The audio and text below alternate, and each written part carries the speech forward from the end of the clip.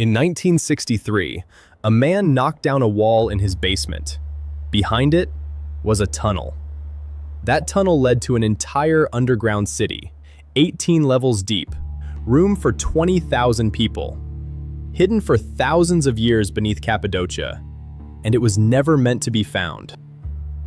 In 1963, a man in Derinkuyu, Turkey, was trying to find his missing chickens.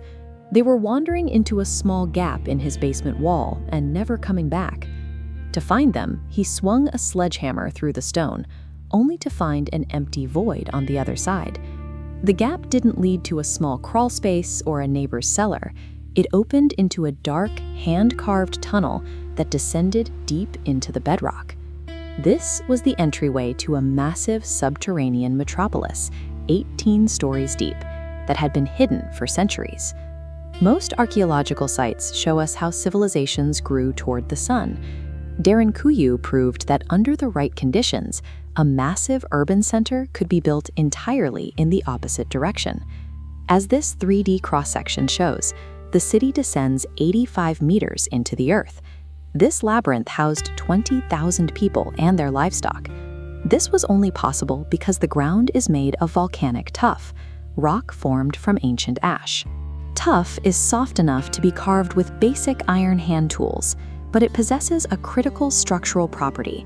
Once the freshly cut stone is exposed to air, it hardens, allowing it to support the immense vertical weight of 18 stories.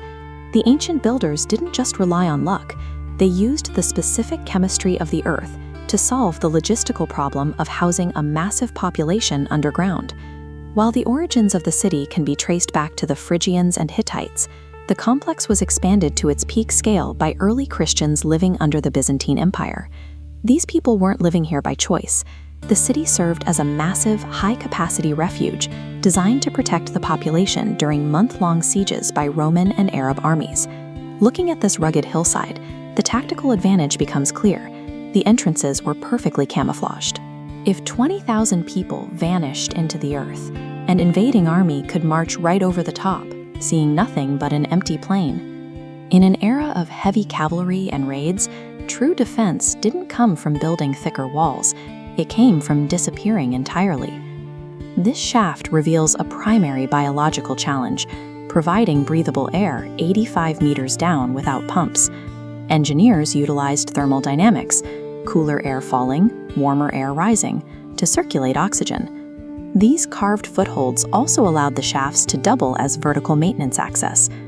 Water security was equally vital. Hidden wells were dug 55 meters deep to tap into underground aquifers. These wells had no openings on the surface, ensuring an enemy couldn't find the supply or poison it from above. If the invisible entrances failed, the very architecture of the city became a weapon. The tunnels were carved to be intentionally narrow and low. This forced invaders to crouch and move in single file, making it impossible for them to use their numbers or heavy armor effectively. At key choke points, defenders would roll these half-ton stone wheels across the passage.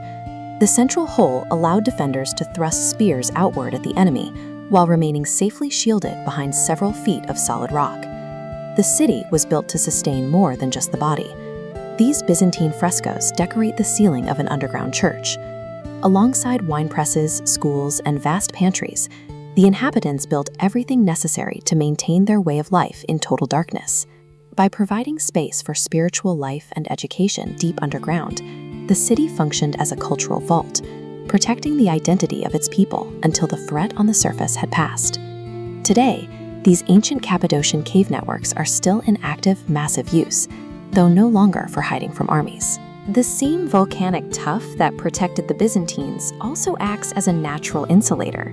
The interior of the rock stays at a constant 13 degrees Celsius, or 55 degrees Fahrenheit, all year round.